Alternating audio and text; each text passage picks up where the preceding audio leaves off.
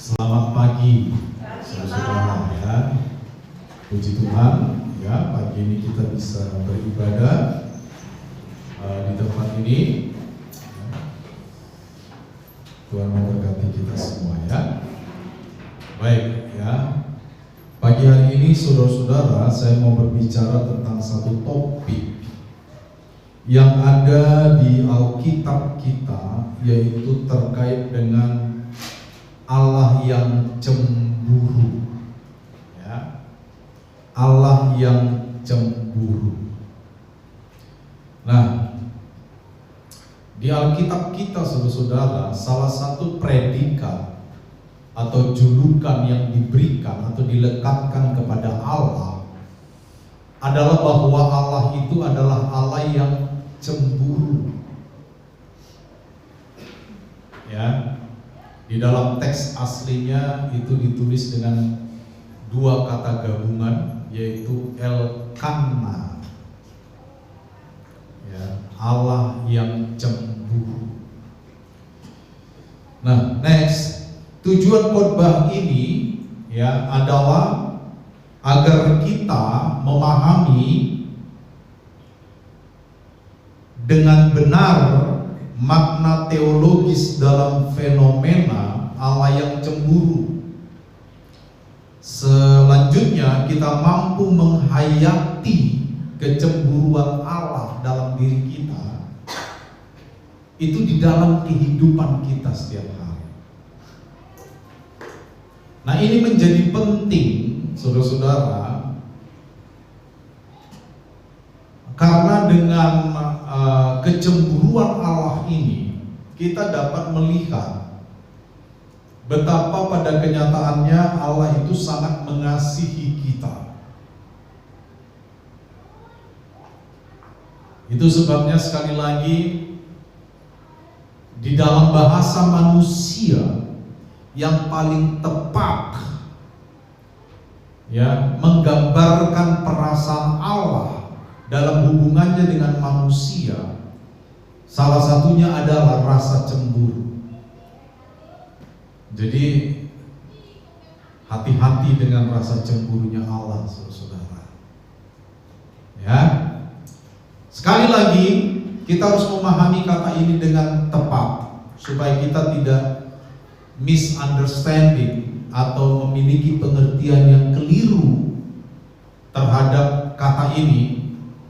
Karena cemburunya Allah itu motif di baliknya itu tidak sama dengan cemburunya manusia, saudara. Tetapi memang karena Allah berbicara kepada manusia, maka Allah harus menggunakan bahasa yang dimengerti manusia. Ya. Baik. Next. Kata ini Elkanah ini muncul di dalam kitab Keluaran itu sebanyak 3 kali, dan nanti kita akan membaca salah satu dari teks ini, yaitu Keluaran 20 ayat 5, lalu Keluaran 34 ayat 14 itu 2 kali di sana. Lalu di kitab Ulangan juga muncul 3 kali kata ini, saudara. Ya. Nah, perlu diingat bahwa kata Elkanah atau Kana ini itu selalu melekat pada pribadi Allah. Di dalam teks perjanjian lama, ya paling tidak di dalam 6 peristiwa ini atau penempatan kata ini, 3 di kitab Keluaran dan 3 di kitab Ulangan, kata ini melekat kepada Allah, bukan kepada objek lain. Artinya kata cemburu di sini itu hanya dipakai oleh Allah, ya, hanya dipakai oleh Allah. Dan Allah memakai kata Kana ini dalam hubungannya terkait dengan manusia. Ya, ini inti. Jadi di awal ini harus betul-betul ditangkap pesannya. Jadi saudara-saudara, ketika Allah menciptakan manusia, Dia menciptakan Adam, lalu dari Adam dia menciptakan Hawa, maka yang pertama-tama diharapkan oleh Allah dalam hubungannya dengan manusia ciptaannya adalah terjadinya suatu hubungan yang intim, hubungan yang melekat, hubungan yang dekat kepada Allah. Itu sebabnya Adam dan Hawa ditempatkannya di Taman Eden. Tetapi Allah juga memberikan keleluasaan kepada manusia untuk memilih apakah manusia itu akan tetap intim dengan Tuhan atau tidak. Tetapi di dalam kebebasan itu Allah memberikan pengetahuan kepada manusia. Betul, saudara? Itu sebabnya kepada Adam dikatakan, Adam, semua buah dalam taman ini boleh kamu makan buahnya. Tapi ingat Adam, tentang buah pohon yang ada di tengah-tengah taman itu, dan itu definite, saudara, jelas. Pohon yang ada di tengah-tengah taman, jangan kamu makan buahnya, bahkan meraba pun jangan. Jadi di tengah-tengah kebebasan manusia untuk memilih apakah dia akan taat, apakah dia akan tetap tunduk, apakah dia akan tetap intim dengan Allah. Waktu Allah memberi kebebasan untuk memilih, Allah juga memperlengkapi manusia dengan pengetahuan supaya dia bisa memilih dengan benar. Jadi Allah bukan Allah yang suka menjebak-jebak orang. Sepakat, saudara? Allah bukan Allah yang menutup mata orang lalu ayo jalan. Bukan. Dia memberikan kebebasan, tetapi ketika dia memberikan kebebasan, sebelumnya dia memberikan pengetahuan agar manusia tidak salah di dalam kebebasannya. Jadi kalau ada manusia pada akhirnya tidak intim dengan Allah, Allah tidak pernah ada di pihak yang salah. Itu harus terus saya gaungkan. Karena manusia ini paling pintar playing victim. Bahkan di hadapan Tuhan kita suka playing victim, betul? Merasa bahwa kita korban. Apa iya Tuhan mengorbankan kita, saudara? Ya, ini pendahuluan dan mohon ditangkap dengan baik. Nah, ada beberapa hal, ya, next, ada beberapa aspek penting yang perlu kita mengerti terkait dengan fenomena Allah yang cemburu. Paling tidak pagi ini saya akan jelaskan 4 aspek penting yang ada di dalam kalimat ini atau frasa ini, penggalan kalimat ini, saudara. Nah, ini keempat hal ini kita harus tangkap dengan baik. Ya, dan kita berdoa supaya kita bisa menghidupinya setiap hari. Karena firman Allah dengan jelas berkata, berbahagialah mereka yang setelah mendengar firman Allah kemudian melakukannya, menghayatinya, menghidupinya. Itu yang berbahagia. Oke? Yang pertama yang mau kita lihat, saudara, ya, aspek perjanjian. Jadi kata Elkana ini, Allah yang cemburu ini, itu muncul di dalam konteks sebuah perjanjian. Adanya covenant, ikatan perjanjian yang suci antara Allah dan bangsa Israel. Jadi Allah tidak serta-merta cemburu begitu. Allah tidak serta-merta tiba-tiba suka-sukanya cemburu sama Israel, bukan. Rasa cemburu Allah ini hadir di dalam sebuah konteks yang jelas. Apa itu? Adanya covenant, ikatan perjanjian antara Allah dengan bangsa Israel. Makanya salah satu ayat di mana kata ini muncul itu Keluaran pasal 20 ayat 5. Nah, ini coba kita buka, saudara. Keluaran 20 ayat 5. Coba dibuka. Saya harap semua ini bawa Alkitab ya. Kecuali saudara-saudara sudah hafal itu. Ya, entahkah Alkitab cetak atau di handphone boleh lah. Kita harus membiasakan diri membawa Alkitab ke gereja pada waktu kita ibadah ya. Keluaran 20 ayat 5. Salah seorang boleh membaca. Jangan sujud menyembah kepada atau beribadah kepadanya, sebab Aku Tuhan Allahmu adalah Allah yang cemburu, yang membalaskan kesalahan bapa kepada anak-anaknya, kepada keturunan yang ketiga dan keempat dari orang-orang yang membenci Aku. Demikian. Iya. Jangan menyembah patung. Jangan menyembah ilah. Jangan menyembah Allah yang lain. Sebab Aku Tuhan Allahmu adalah Allah yang cemburu. Kenapa Allah menegaskan perasaannya kepada bangsa Israel bahwa Dia adalah Allah yang cemburu?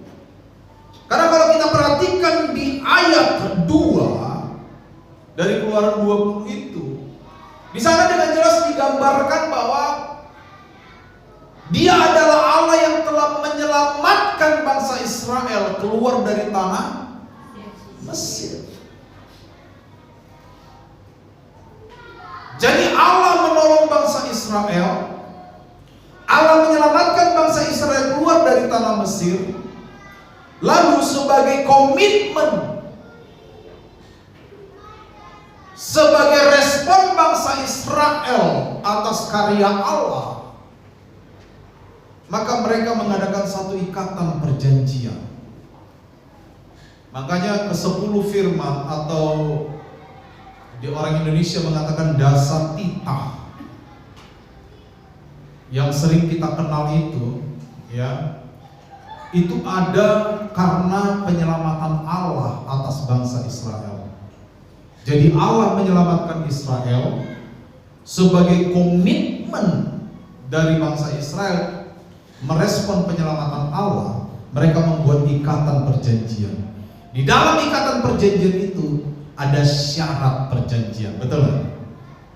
Kalau kita berjanji sama orang, janji bisnis misalnya, ada nggak syaratnya? Ada kan? Ada. Kita pesan sesuatu impor dari negeri asing, pajaknya berapa? Kan gitu kan? Shippingnya berapa lama? 1 bulan kah pelayaran? Atau lewat pesawat? Semua ada itu. Poin-poin agreementnya itu ada, poin-poin perjanjian. Pembayarannya bagaimana? Ya kan?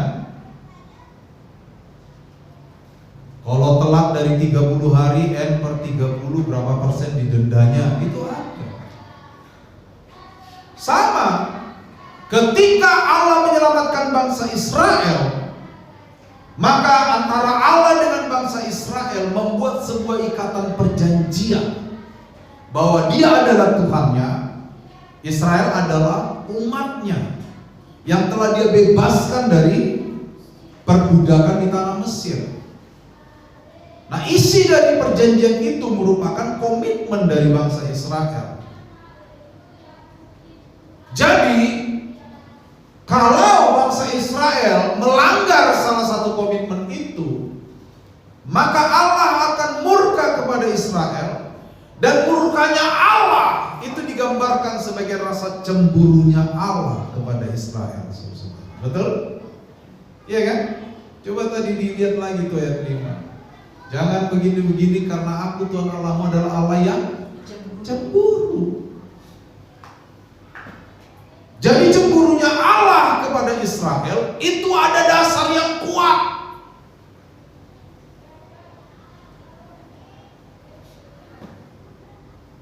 Ya, ada dasar yang kuat.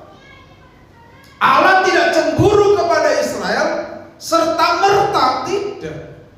Allah tidak cemburu kepada Israel tanpa ada alasan, bukan.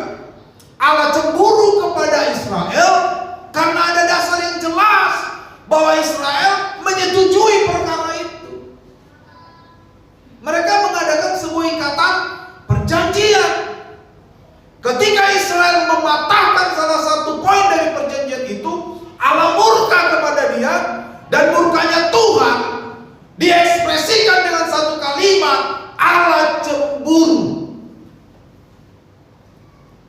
Nah itu.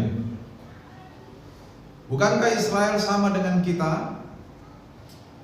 Bahwa Israel adalah pilihan Allah dan kita menjadi umat pilihan Tuhan.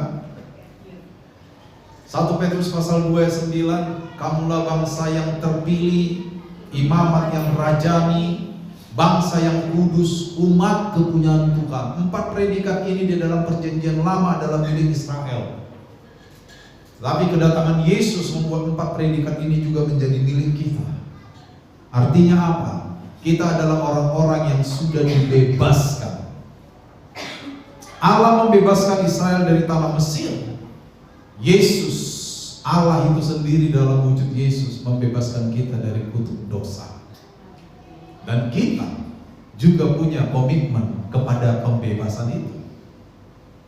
Jadi jangan bikin Allah cemburu.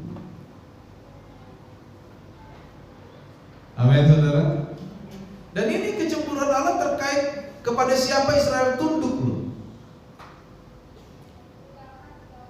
Ingat, di dalam seluruh Alkitab, sepanjang Alkitab, penyembahan itu terkait erat dengan kepada siapa kita tunduk.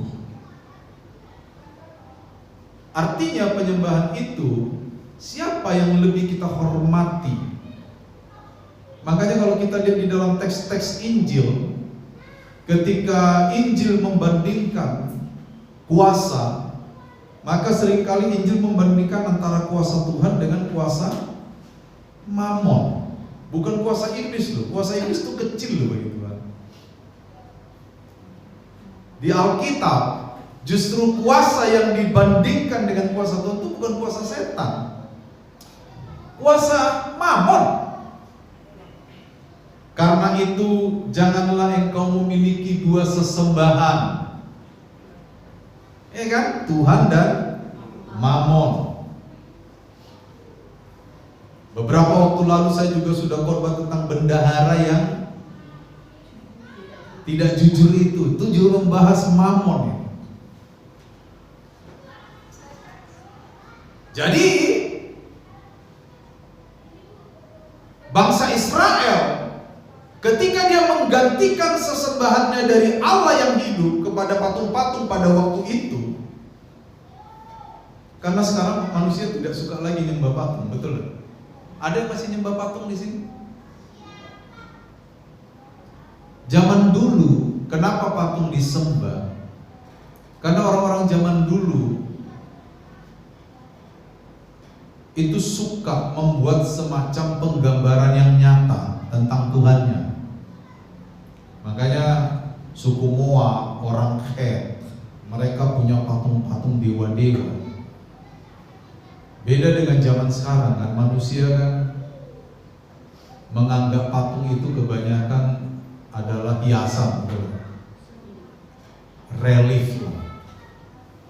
Kalau zaman dulu beda. Tetapi manusia zaman modern sekarang sesembahannya bisa banyak. Ya kan? Selain Tuhan. Jadi apa yang kita utamakan selain Tuhan itu sesembahan kita. Di sini kita harus sangat hati-hati loh saudara. Karena dalam konteks inilah Allah yang cemburu itu muncul. Kita sudah ditebus oleh Tuhan. Kalau bangsa Israel dibebaskan dari Mesir, kita dibebaskan dari kematian akibat dosa. Kita ditebus oleh kuasa darah Yesus. Dan kita membuat sebuah komitmen kepada Allah untuk kita menyembah Allah saja. Ya kan? Seperti Yesus kan? Hanya Tuhanlah yang layak disembah katanya ketika dia dicobai oleh iblis. Tetapi jika manusia memiliki sesembahan di luar Tuhan yang benar, maka itu penyembahan berhala. Apa yang saya prioritaskan melebihi Tuhan, itu penyembahan berhala. Ini yang masih susah sekali dipahami oleh orang percaya, saudara. Masih terlalu mudah kita menyingkirkan Tuhan di dalam beberapa momen hidup kita. Terlalu mudah. Gak usah jauh, perkara ke gereja saja. Berapa di antara kita lebih tunduk sama bos ketimbang Tuhan perkara ke gereja? Kalau saya bilang saudara tidak mengerti, udah puluhan kali saya ngomong soal ini. Betul? Betul saudara? Dan itu penyembahan berhala. Kurang jelas apa saya ngomong? Itu penyembahan berhala.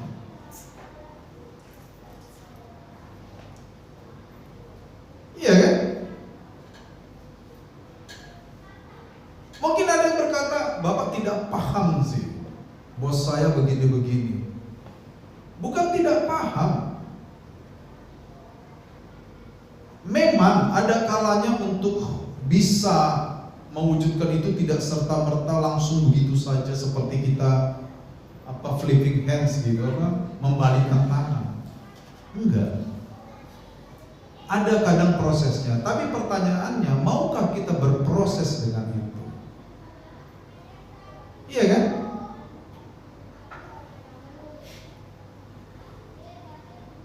Berapa kali kita meninggalkan jadwal-jadwal doa atau ibadah yang kita sudah sepakati ini hanya karena sesuatu yang bukan antara hidup dan mati. Saya tidak mengatakan bahwa kalau ada yang tidak datang doa itu berdosa, bukan. Kadang-kadang memang ada persoalan hidup kita yang nggak bisa kita tinggalkan, betul nggak? Misalnya tiba-tiba saudara demam tinggi, ya nggak usah ke gereja kan gitu kan? Daripada saudara kolaps di gereja, kan gitu kan? Tetapi saya bicara tentang hal-hal yang masih bisa kita kendalikan. Penyembahan itu bicara tentang hal yang bisa kita kendalikan, saudara.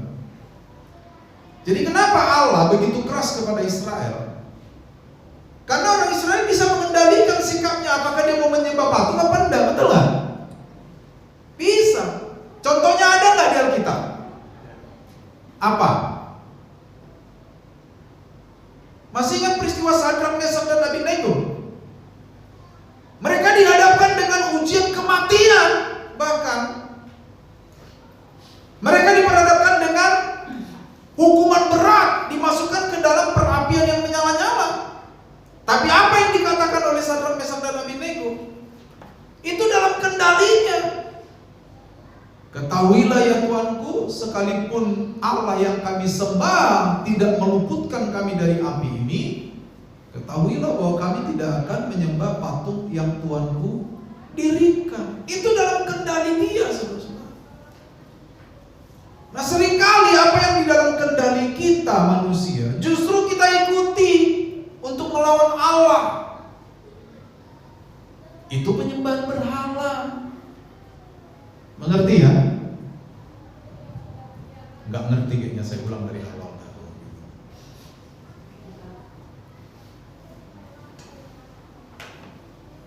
Seringkali kita menggantikan penyembahan kepada Allah justru ketika itu di dalam kendali kita. Berbeda kalau itu di luar kendali kita loh ya. Apa yang ada di luar kendali kita? Banyak. Iya kan? Anda tidak datang ke gereja karena tiba-tiba misalnya mencret tidak berkesudahan, iya kan? Itu di dalam kendali apa di luar kendali? Ya di luar kendali kita kan? Itu tidak masalah. Tapi kalau terkait hanya pekerjaan, itu di luar kendali apa dalam kendali kita?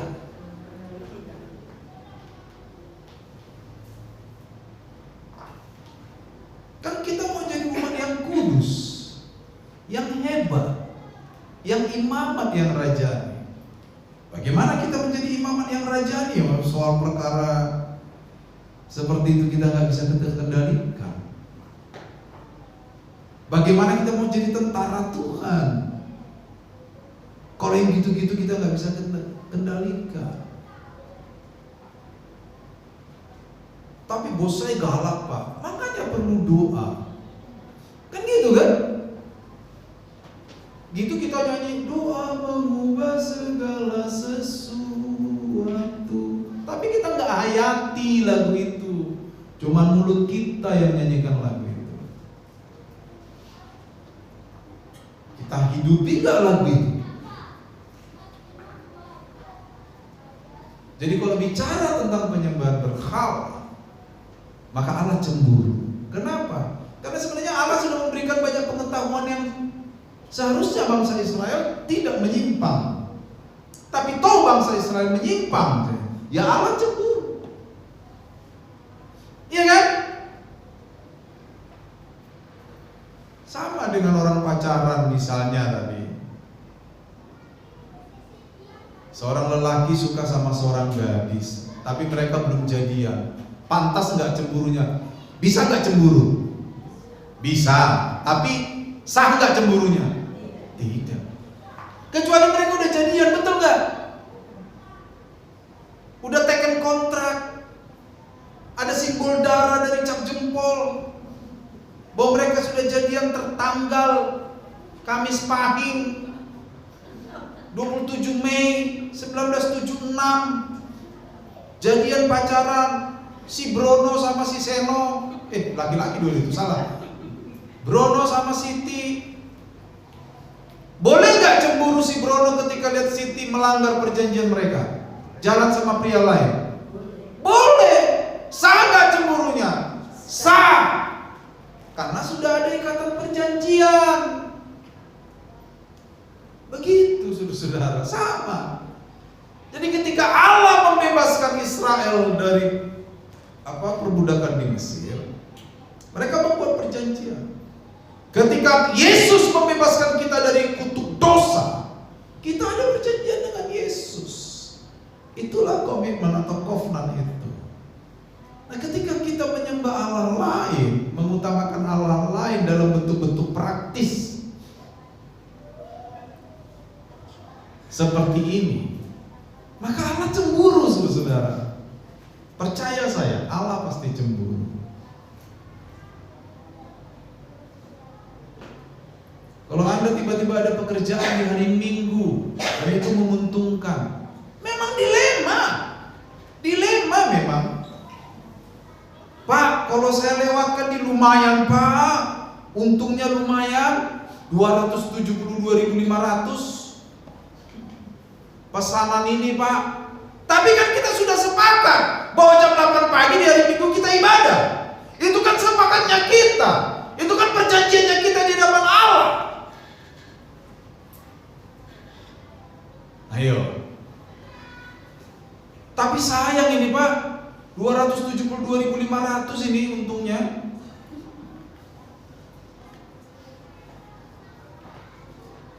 Bukankah kita percaya bahwa Allah adalah sumber berkat bagi kita?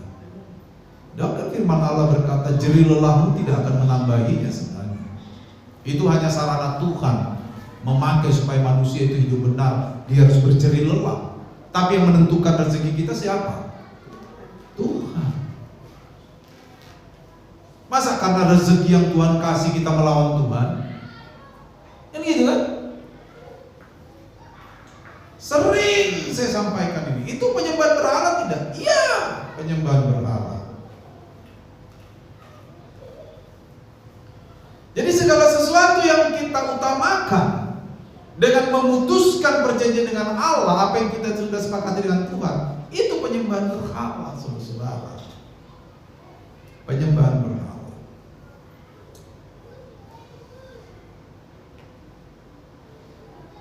Ya, paham ya di sini ya, konteks perjanjian. Jadi jangan pernah melanggar butir-butir perjanjian kita dengan Tuhan, khususnya terkait iman kita. Itu penyembahan berhala. Khususnya dengan kegiatan-kegiatan rohani yang kita sudah sepakati, kecuali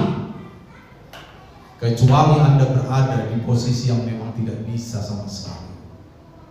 Itu baru berlaku lagu Allah mengerti, Allah peduli. Ya, next, yang kedua, ya, makna teologisnya. Cemburu di sini menggambarkan kesungguhan Allah. Kesungguhan Allah dalam menuntut kesetiaan eksklusif dari umatnya. Jadi cemburunya Tuhan secara teologis kita bisa pahami sebagai kesungguhan hati Allah mencintai kita.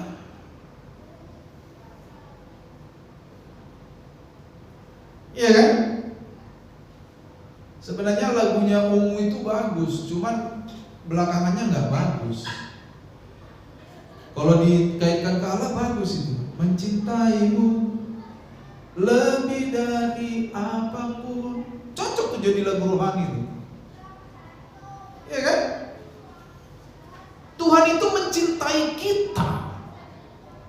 Dan rasa cintanya itu Dia ekspresikan dengan kecemburuannya kalau kita mencintai hal lain. Ya? Dimatikan dulu bisa. Oh, matikan dulu Pak, enggak apa-apa Pak. Matikan. Jadi saudara, Tuhan memberikan gambaran kesungguhan cintanya kepada kita dengan menuntut kesetiaan kita. Dan kesetiaan manusia itu harus eksklusif. Apa itu eksklusif? Tidak boleh untuk yang lain terkait dengan iman. Itu dia. Makanya saya juga sering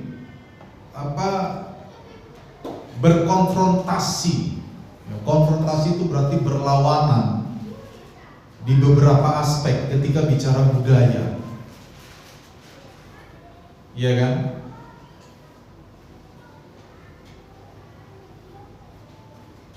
Saya memperhatikan ini, jujur saya katakan saudara-saudara. Saya di Sumbawa sudah 20 tahun ya. 2004, 21 tahun bulan depan di Sumbawa. Salah satu suku terbesar yang pernah saya lihat itu dari suku Sumba. Saya melihat, ini kesimpulan saya pribadi. Salah satu penyebab kawan-kawan dari Sumba ini sulit berkembang adalah karena mereka masih terlalu tunduk pada budaya. Saya tidak bilang bahwa semua budaya salah, tidak. Tapi bahkan budaya-budaya yang salah pun mereka masih takut untuk melawan. Dan saya harus bicara itu terus terang. Kenapa hidup kalian susah banyaknya? Saya perhatikan. Ya, karena kalian tergerus di dalam lingkaran setan, budaya yang tidak bisa kalian keluar dari dalam itu.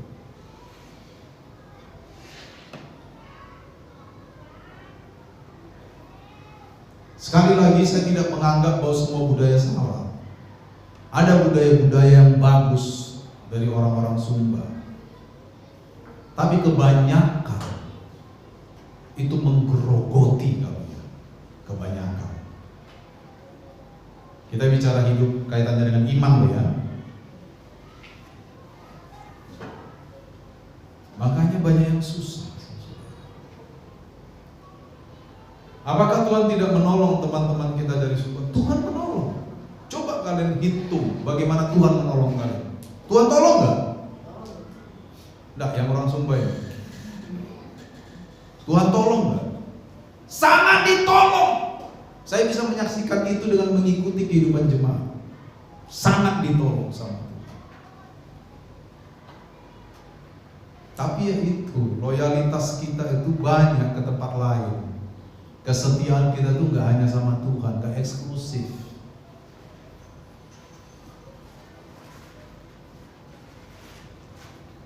Ya kan? Salah satu yang menjadi jerat buat teman-teman semua ini kan gitu. Keberlangsungan utang piutang apa di dalam adat itu sampai kapan? Sampai kapan?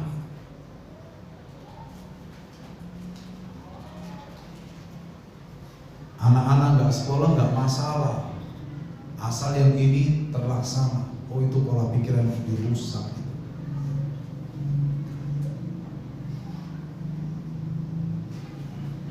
Iya kan? terus begitu sampai abad 22 pun akan tetap seperti itu, gak akan maju-maju. Nah, kita sebagai orang beriman harus memecahkan persoalan itu. Dengan cara apa? Tampilkan loyalitas kita yang benar kepada Tuhan saja. Nah, kalau kita sudah bertuhan, kita seharusnya memberikan kesetiaan eksklusif hanya kepada Tuhan.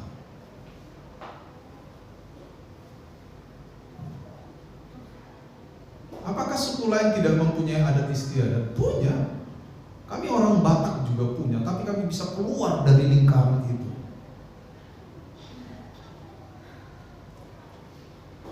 Soal pesta kita juga, kalau pesta 7 hari 7 malam bergondang juga gitu. Iya kan? Bergondang juga, dung. Tapi kita mau keluar dari lingkaran itu karena itu tidak berguna buat iman kita. Soal ikatan adat kita juga punya, saudara. Punya kita. Harus ini, harus itu, keluar biaya ini, biaya itu. Punya kita adat istiadat, tapi kita mau keluar dari yang mengikat itu. Karena gak penting buat hidup kita. Tapi kalau adat mengajarin kita menghormati orang tua, memperlakukan orang tua dengan benar, teruskan adat itu, kan gitu kan? Itu ada yang benar. Karena firman Allah juga berkata, hormatilah orang tuamu, betul lah? Hormatilah orang tuamu supaya lanjut umurmu. Begitu cara kita setia sama Tuhan. Tuhan menuntut kesetiaan yang eksklusif loh.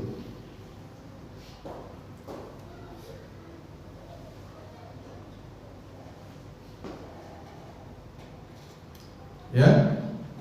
Jadi ketika kesetiaan kita tidak lagi hanya untuk Tuhan, maka Tuhan cemburu. Next.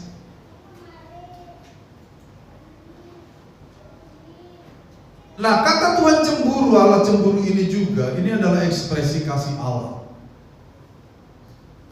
Kecemburuan Allah menunjukkan kasih dan komitmennya yang mendalam terhadap umatnya. Allah aktif dan peduli terhadap hubungannya dengan umatnya. Kenapa Allah cemburu sama kita? Karena Dia mengasihi kita.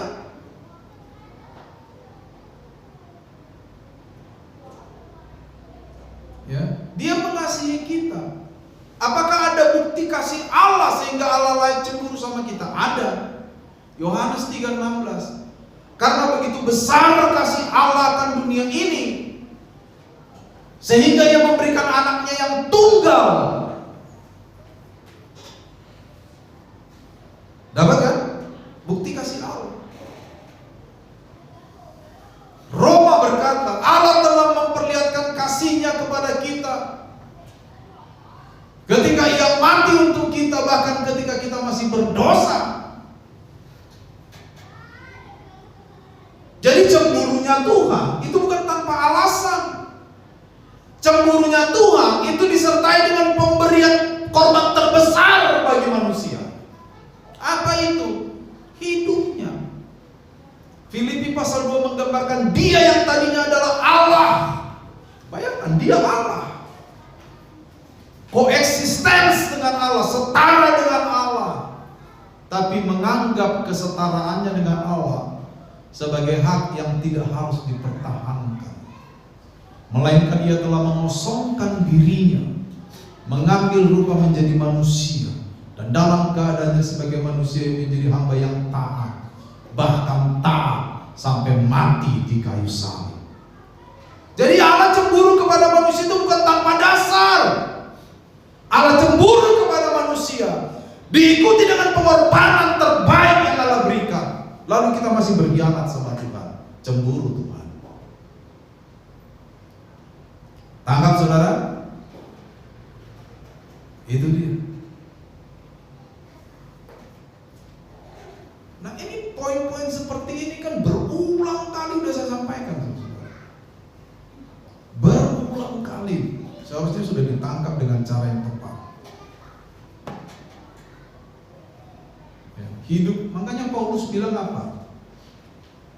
Sebab hidupku bukannya aku lagi, tetapi Allah ada di dalam diriku. Jadi Paulus tuh mengakui di kitab Galatia bahwa hidupnya itu sepenuhnya adalah sudah menjadi milik Allah. Sama dengan kita ini, hidup kita ini kan sudah ditebus oleh darah Yesus. Maka hidup kita ini milik Allah sepenuhnya. Jadi kalau kita memberikan hidup kita kepada yang bukan Allah, pantas gak Allah cemburu? Pantas tidak? Halo? Ya pantas dong. Sekarang saya gambarkan suami istri misalnya, sudah janji di depan altar, betul gak? Saya Kenneth, nggak ada yang nama Kenneth di sini kan? Saya Brian menerima engkau. Cindy, nggak ada Cindy kan? Sebagai istriku yang sah. Sah. Saya Cindy menerima engkau Brian, sah. Komitmen kan? Di hadapan Tuhan dan di hadapan manusia. Maka sekarang bagi Brian, satu-satunya wanita yang real itu Cindy. Yang lainnya apa? Tuh, ibu tahu. Ya kan? Taman Eden, ingat di Taman Eden. Satu-satunya wanita bagi Adam di Taman Eden siapa? Yang lainnya, yang wanita-wanita lain itu? Tahu kan? Bagi Cindy satu-satunya pria adalah Brian. Yang lain-lain jantan-jantan di sekelilingnya itu apa tuh? Makanya kalau di Facebook, kalau ada cewek cakep bikin status, nggak usah saudara like kalau saudara sudah punya istri. Kadang-kadang suami istri nggak tahu aturan ini. Cewek ngepost fotonya, cantik memang, kegatelan kita nge-like, ya marah istrimu. Loh tapi kan saya cuma nge-like pak. Buat apa kamu nge-like yang gitu-gitu? Istri juga udah punya suami, muncul fotonya Brad Pitt sambil nyanyi goyang dompret, di like sama di love lagi. Ya marah suamimu. Wah waktu nikah saya nggak terikat kayak. Ya siapa suruh nikah? Kalau nikah apa yang bebas dulu menjadi tidak bebas, betul nggak? Lah kalau tetap bebas nggak nikah namanya. Sama dengan hubungan kita dengan Allah. Ekspresi kasih Allah kepada kita itu kadang-kadang ada di dalam keterikatan, saudara. Sekarang saya tanya saudara, analogi-analogi umum lah, logika-logika yang berdampingan, itu analogi. Kalau Anda punya anak masih kecil, Anda sayang betul sama anak itu, izinkan dia keluar jam 11 malam? Izinkan? Oh saking sayangnya saya sama anak ini, biar dia pulang jam 11, saya jam 12. Itu karena sayang saya gak mau larang. Begitu? Kalau saya jempolnya saya injak. Karena saya sayang. Karena sayang. Betul? Keterbatasan itu adalah ekspresi kasih. Kemarahan ada kalanya adalah ekspresi kasih. Jangan kira Allah yang emosian. Di dalam perjanjian lama sedikit-sedikit hukum Israel, sedikit-sedikit hukum. Bukan. Kenapa Allah menghukum Israel? Karena sudah ada perjanjian. Kalau kamu melanggar, hukumannya ini. Kalau kamu tidak melanggar, berkatnya ini. Betul? Masih ingat tuh kutuk dan berkat? Saya udah pernah khotbah itu kan? Begitu saudara. Jadi cemburunya Tuhan itu ekspresi kasih. Nah kalau Tuhan udah gak cemburu, Dia udah gak ngasih kita loh, dia mau hilang-hilang lah. Jadi hati-hati ya, kalau kita dinasihati orang, ya memang tidak semua nasihat itu membangun, ada kalanya menjerumuskan. Tapi kita asumsinya nasihat yang membangun. Kalau kita dinasihati orang membangun, ayo kamu salah, ditunjukkan kesalahan kita, jangan kita emosi. Firman Tuhan pun begitu kok. 2 Timotius 3:16, sebab segala tulisan yang diilhamkan oleh Allah memang bermanfaat untuk, salah satunya apa? Menyatakan kesalahan. Anda salah, saya salah, kamu salah, kita salah. Itu ekspresi kasih loh. Tapi kalau orang udah cuek, kamu mau salah, mau jungkir balik, mau apa tuh, dia diem aja, berarti dia udah gak ngasih itu. Mungkin udah bosan dia balik. Untung Tuhan tidak bosan. Betul? Jadi ekspresi kasih Allah itu kalau Allah cemburu. Dan ingat, ekspresi kasih itu bisa saja diikuti dengan cambukan kasih. Sepakat enggak? Oh sakit Pak. Kalau mengasihi jangan dipukul Pak. Siapa bilang? Siapa bilang? Makanya kadang-kadang kan Tuhan lebih cinta jiwa kita kan? Iya kan? Betul nggak? Saya bertemu dengan beberapa orang, tidak banyak, beberapa orang. Dan kesimpulan saya, walaupun kesimpulan saya ini tidak menyeluruh tentang, tidak semuanya tentang orang itu, tapi ada bagian di dalam diri orang itu yang sangat mencintai harta. Orang itu orang Kristen, setia, pelayanan. Tapi ada satu titik dalam hidupnya masih begitu terikat dengan harta. Saudara, kabar buruknya kadang-kadang Tuhan ambil yang terikat itu. Apa yang diambil? Hartanya. Karena Tuhan cinta jiwanya melebihi hartanya itu.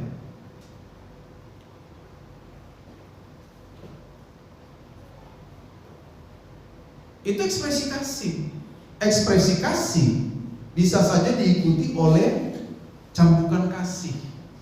Ya rasa cemburunya Tuhan terhadap Israel kan gitu kan? Coba waktu bangsa Israel menyembah patung berhala. Baca nanti 2 Korintus pasal 10 itu. Berapa puluh ribu orang mati di padang gurun.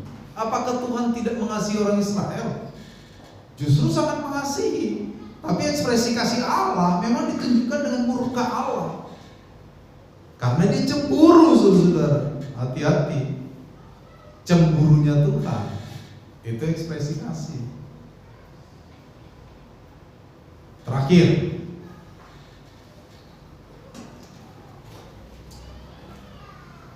cemburunya Tuhan adalah tindakan perlindungan. Kenapa tindakan perlindungan? Kalau Israel akhirnya menyembah berhala, maka otomatis hubungannya dengan Allah akan rusak. Kalau hubungan Israel dengan Allah rusak, maka Israel tidak ada dalam perlindungan Tuhan. Coba baca kisah-kisah di Perjanjian Lama. Begitu Israel ditinggalkan Tuhan, apa yang terjadi? Menderita. Khususnya kitab Hakim-Hakim. Coba nanti kita mau sampai di kitab Hakim-Hakim mungkin bulan depan. Israel berbuat dosa, Allah tarik perlindungannya. Apa yang terjadi? Filistin jajah Israel. Betul? Dihabisin Israel.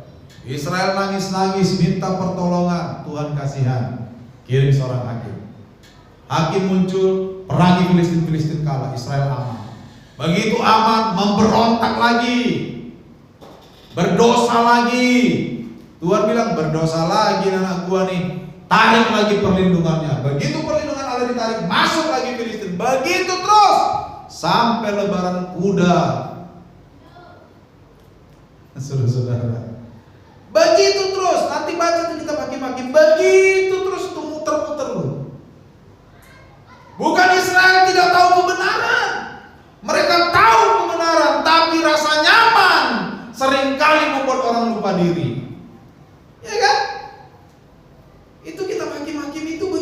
cara menang.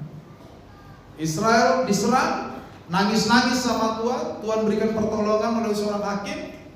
Israel dibebaskan, mereka hidup damai. Hidup damai, saking damainya perlu berkat, tinggalkan lagi Tuhan. Begitu terus. Allah cemburu. Jadi ketika Allah cemburu, itu tindakan perlindungan. Kenapa Allah menghukum saya? Saya dilindungi Tuhan.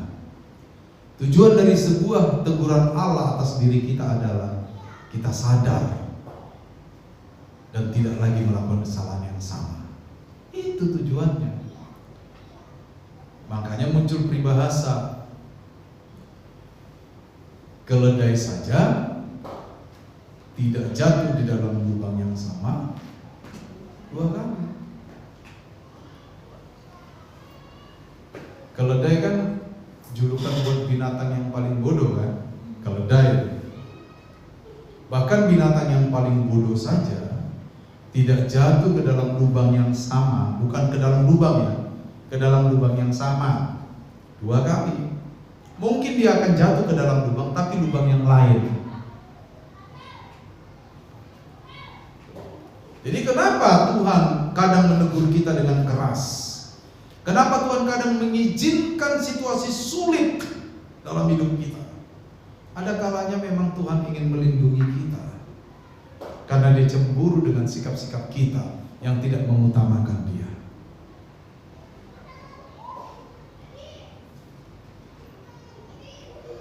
Terakhir, jadi saudara, Allah yang cemburu itu harus dipahami sebagai pernyataan tentang kesungguhan kasih dan komitmen Allah, serta tuntutannya akan kesetiaan dari umat yang telah dipilihnya.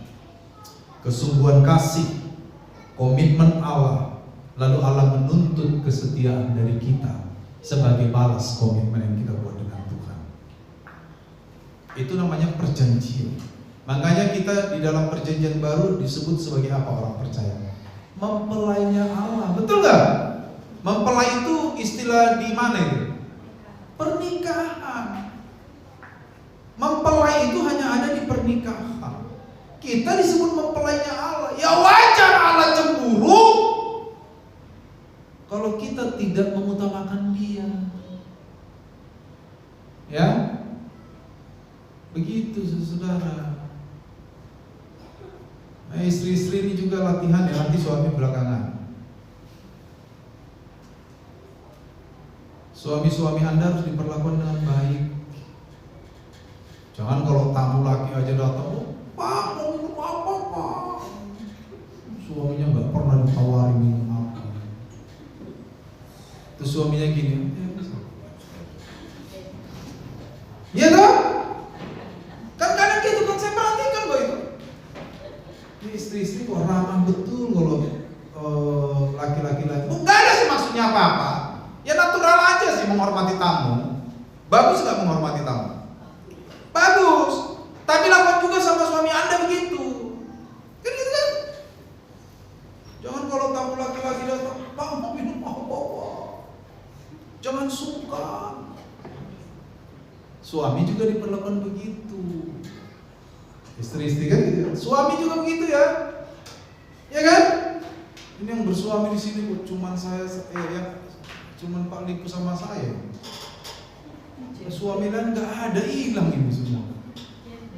Hilang dia. Iya kan? Kan gitu kan? Jangan sama kalau ada ibu-ibu tamu ke rumah lembut-lembut gitu. Sama istri kita bentak-bentak, maki-maki. Amin. Begitu, Tuhan juga begitu kok. Allah yang cemburu harus kita pahami sebagai pernyataan kesungguhan kasih dan komitmen Allah. Lalu Allah menuntut kesetiaan dari kita. Amin. Tuhan memberkati.